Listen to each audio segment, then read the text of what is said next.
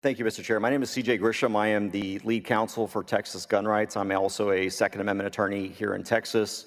Some of you all that have been around a while probably remember I used to run Open Carry Texas. We've accomplished that mission. Now I work with Texas gun rights to try and sort of fix a lot of these small issues. I'm not going to go over again what Kyle went over. I'll just reiterate by reference what he just said. And I'll go into some of the more nerdy legal aspects. I've given you a handout to kind of explain what the difference is between, and I'm sorry, we are in favor of SB 1596. So I'm speaking on behalf of Texas Gun Rights and myself. Really what the SBR law does, and this is different than the suppressor bill that we passed, I think 1 or 2 sessions ago. The bill that we passed 1 or 2 sessions ago actually allows you to possess a suppressor without a tax stamp. As long as it's made in Texas, it stays in Texas, it doesn't leave Texas. This bill doesn't do that. That's why I think this one's a lot easier to swallow for most people and a lot harder to argue against, because literally all it does is it lines out the word short-barreled rifle from 4602 of the Penal Code that says it's not a state crime. It's still technically a crime, although I would say it's not because it violates the Constitution, but it's still a federal crime to have a short-barreled rifle, whether it's made in Texas or it's made in Maine under federal law. The only difference is that now it's not a state felony. And why is this important? This is actually quite fortunate that this happened today that we're having this hearing, because on Monday I just secured a dismissal for a client.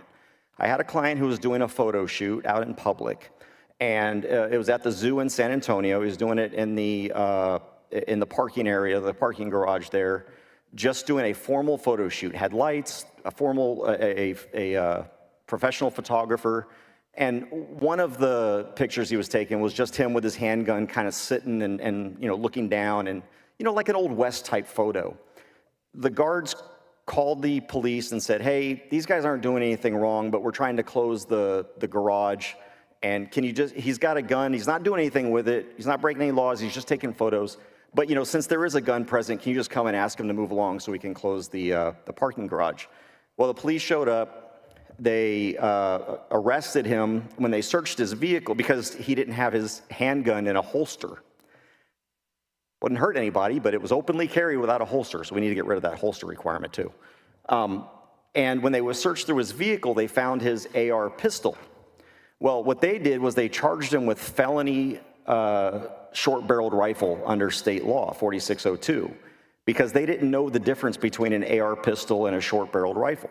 If you look at this picture, and again, I do have some examples here of just these 2 parts here, actually without even the top. It's just the pistol grip and the stock. If you want to see some actual examples, I can show you the difference between a rifle, a pistol, and another type of pistol.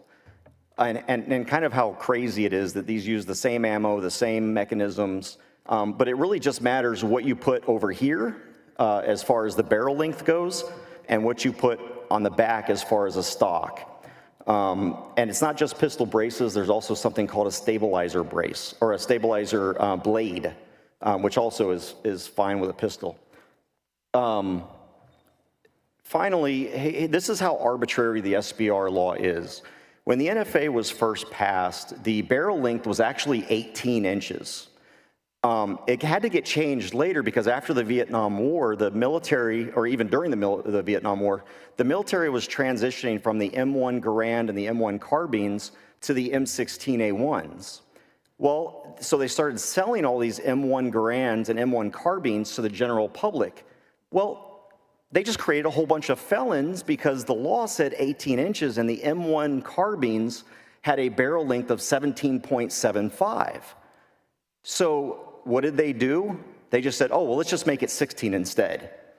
Did it make anybody safer? No. Did it make the gun more lethal? No. All they did was change the barrel length. So this is a very arbitrary law to begin with. Texas shouldn't be really engaged in that. I really loved what Kyle said about, I never even thought about that, about getting a shorter barreled rifle for my kids to be able to shoot. I just told them to suck it up and here's your big giant 26-inch barrel, learn how to carry it. So with that, if you have any questions about the bill, I do urge passage. I do thank the senator for offering this, and I hope to see it passed in Texas. Well, thank you both for your testimony. Recognize the Dean of the Senate. Thank you, Mr. Chairman. And this is a question for either of you. Do you know how many states and which either heavily regulate or prohibit these weapons? I can tell you, I think there's 9 that specifically ban under state law SBRs, but all 50 states and territories ban SBRs unless you have a tax stamp. But there are only, even with a tax stamp, there are only 9 states that ban SBRs, but those are also the same states that just ban any semi-automatic AR-15 type rifle, generally. So, CJ. yeah, and I can get you, Senator, I can get you the specific list, because I might be 1 or 2 off one way or the other, but I believe it's 9 at my last check.